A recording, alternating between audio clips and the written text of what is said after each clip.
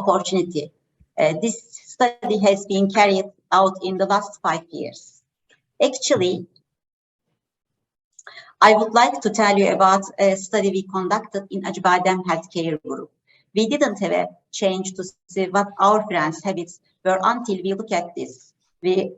I will continue this study by firstly explain to you the headings of purpose, methods, findings, discussing, conclusion, and suggestion.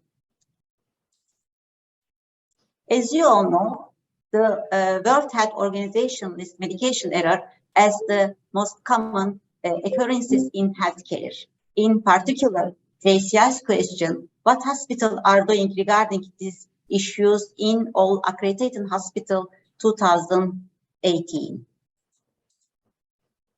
A group of scientific studies show that actually approximately 20% of deaths in hospital are due to medication errors. In a Ministry of Health patient safety reporting system made in our country, medication errors are in the 3rd place in Turkey. Why did we do this study? First of all, as Acibadem Healthcare Group, what do we do inside regarding medication errors? While recruiting our new graduates take an exam, and this exam we question information about the drug.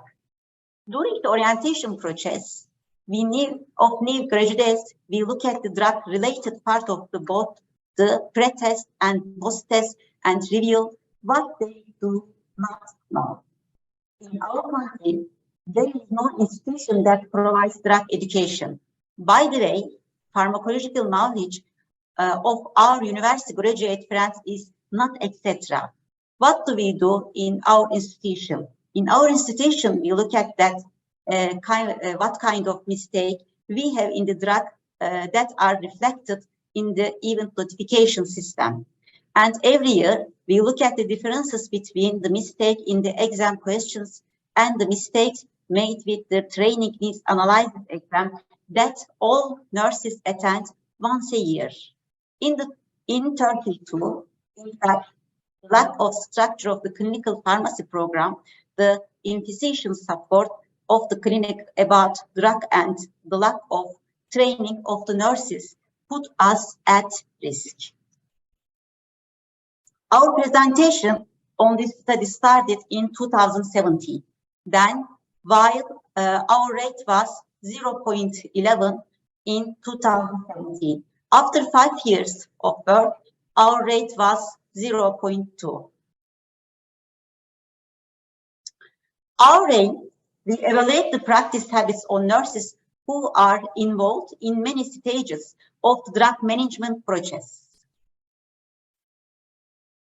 This study is a retrospective study with 395 nurses in 60 hospitals of Acibadem with a 23-question questionnaire. It was made in 10,498 samples, what we obtained. We used the drug administration evaluation form prepared by the institution based on the observation made since 2017. Literature reviews into institutional procedures, process related to the JCI and the 10 correct rules. By the way, since 2005, almost all hospitals of the Acibadem were accreditation hospitals. This slide shows us that women do be between the age of 21 to 25, college graduates and nurses with 13 to 16 months of experience was high in our study. The highest accurate application recruits control, 99%, checking the name, 98%. People with the right habits, postgraduate, those over the age of 21, over 61 years of experience, at the highest level, 88% of our nurses follow the rules. When we evaluated our drug administration observation titles, in the drug administration process, not checking patient identity, when applying high-risk drugs, no double check, not looking at the expiration date of drug, failure to control drug interaction, no checking when the last dose of the drug was administered, not given information about the drug administered to the patient. It was the subject that we scored over 20%. It was the subject that we made wrong application.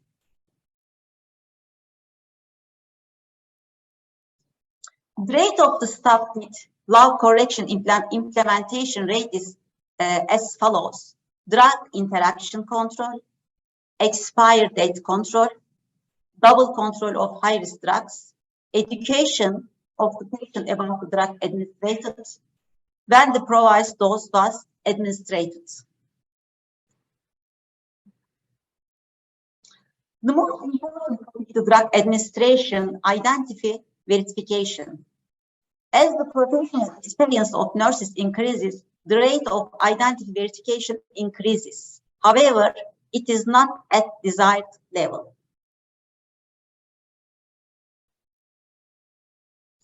The rate of correct application of the criteria by nurses in drug administration is 88%. High rate is literature. Second item, we have drug interaction control, 52% high rate in the literature. We also control expiration date of the drug, 58% high rate in the literature, while the correct application rate of the high-risk drug was 74% in our study. This rate was found to be lower in other studies. Under practice, we continue patient safety training. We have updated our procedures. We made an event notification system. We provided drug administration training.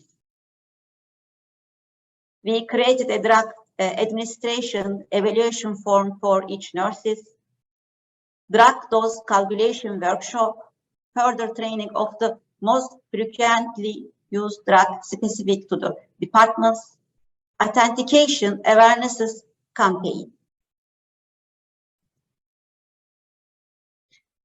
What we learned? We learned JCI 10 correct application methods. As a result of our multidisciplinary discussion, maybe we can move from 8 to 10 strange lines. Our trainings continue in case laboratories. Updates in our electronic registration system continue. I would like to show you the video we made for educational proposals. We use this video for educational video proposals because it is one of the videos we use in other countries as we have hospital abroad. Figures of medication errors are more than 1 million at global scale, and more than 100,000 errors result in death. Let's learn the principle of 8 rights for drug administration. Physicians write the daily drug order in the digital system. No abbreviation is allowed for drug orders. Electronic order that is entered by physicians can be seen on the monitor by the pharmacist. The pharmacist writes and approves special notes about all drugs. The drugs that are delivered from the pharmacy are checked and placed into drug boxes by nurses.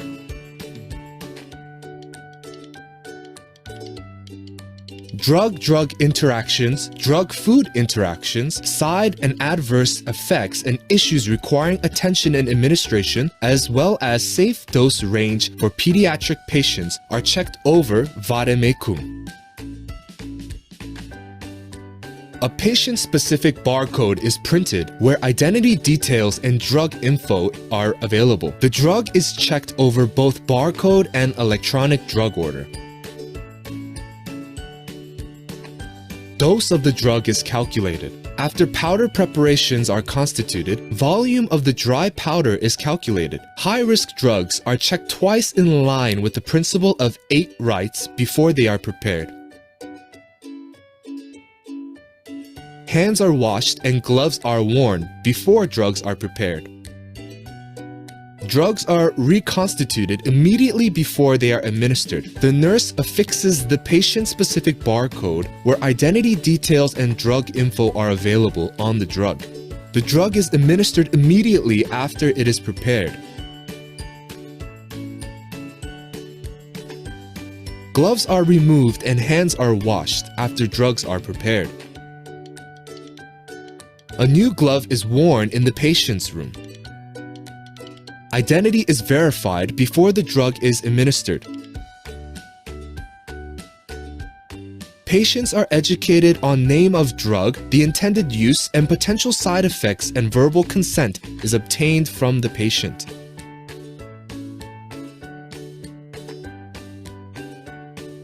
Drugs are administered by the nurse who prepared the drug through the correct route. For oral preparations, it is necessary to verify that the drug is swallowed by the patient. Drugs are administered at pre-scheduled hour and rate. No drug is left near the patient. The syringe needles are disposed to the yellow box that is available, the treatment tray, and gloves are removed before leaving the room. Treatment tray is arranged and waste is properly disposed. Hands are washed after a drug is administered.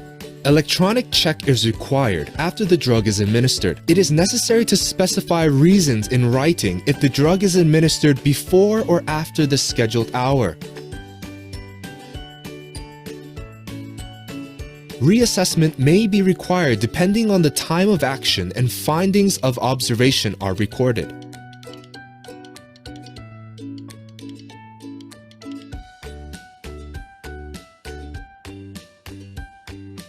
Everybody deserves healthy care. We can help prevention of medication errors. We can prevent medication errors by following principles of 8 rights.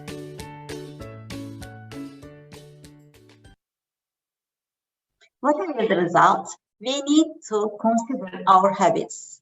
We learn from our mistakes. Progress will continue for us as long humanity continues. I hope that these applications we have made in our institution will be useful to my colleagues, and thanks them.